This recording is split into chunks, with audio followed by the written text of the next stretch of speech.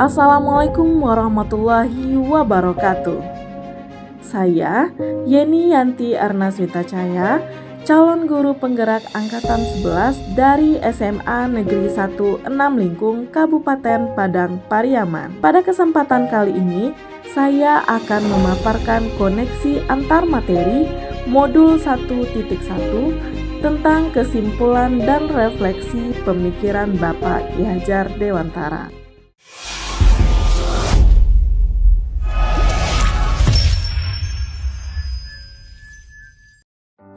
Pendidikan dan pengajaran.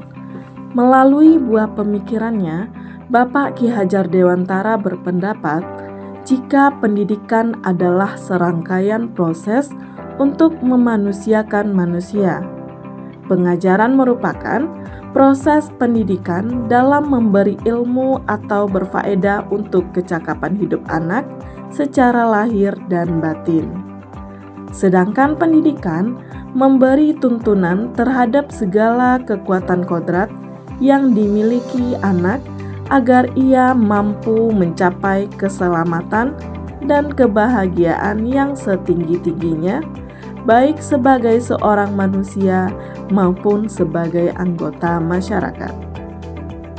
Konsep pendidikan menurut Bapak Ki Hajar Dewantara didasarkan pada asas kemerdekaan, memiliki arti bahwa manusia diberi kebebasan dari Tuhan Yang Maha Esa untuk mengatur kehidupannya dengan tetap sejalan dengan aturan yang ada di masyarakat. Hal ini menegaskan pendidikan dan pengajaran merupakan dua hal yang tidak dapat dipisahkan. Berdasarkan pemikiran Bapak Ki Hajar Dewantara, pengajaran adalah bagian dari pendidikan. Apa yang Anda percaya tentang murid dan pembelajaran di kelas sebelum mempelajari modul 1.1? Sebelum mempelajari modul 1.1, pembelajaran yang dilakukan: pertama, menuntut peserta didik untuk menguasai semua materi yang diajarkan.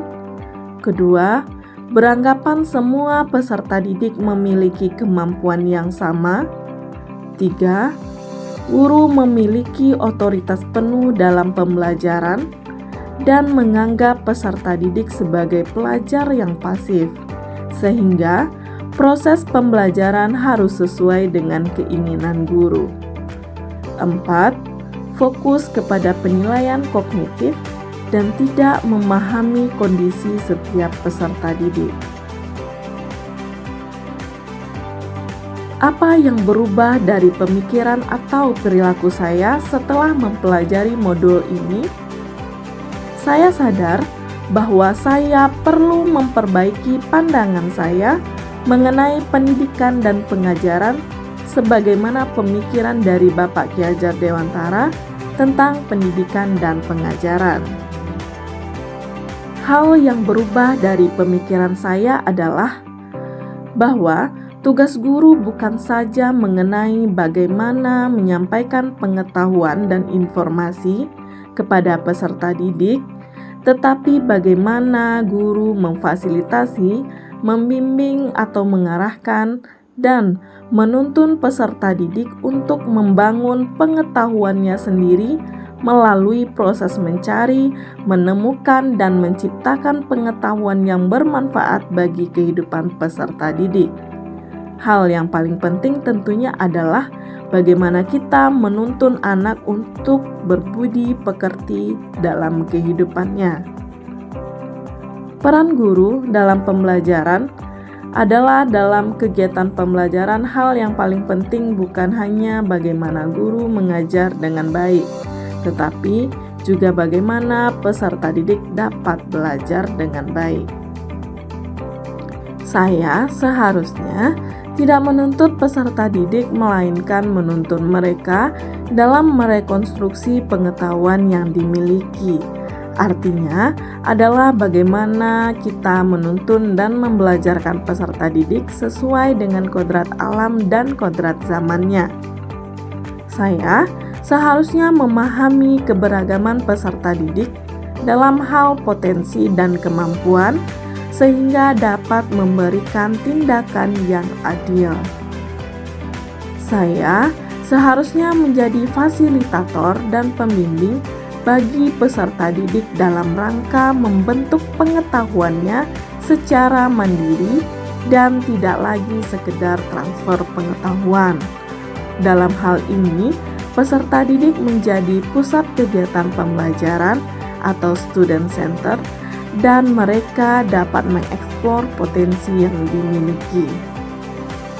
Saya seharusnya juga dapat lebih memahami kondisi atau karakteristik peserta didik untuk dapat memaksimalkan kemampuan yang mereka miliki yang tidak hanya menekankan pada pencapaian aspek kognitif.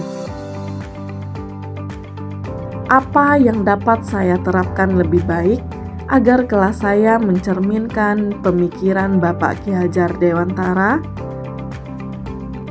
Pertama, saya akan berupaya menjadi pembimbing yang memberikan motivasi, dorongan kepada peserta didik agar mereka dapat memaksimalkan potensi yang dimiliki.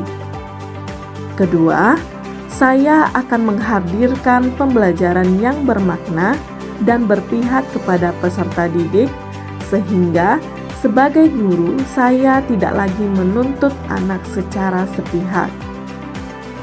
Ketiga, saya berupaya untuk melaksanakan pembelajaran yang tidak hanya berpatokan kepada pengetahuan saja, tetapi juga menjadi contoh teladan bagi anak dalam menumbuhkan budi pekertinya.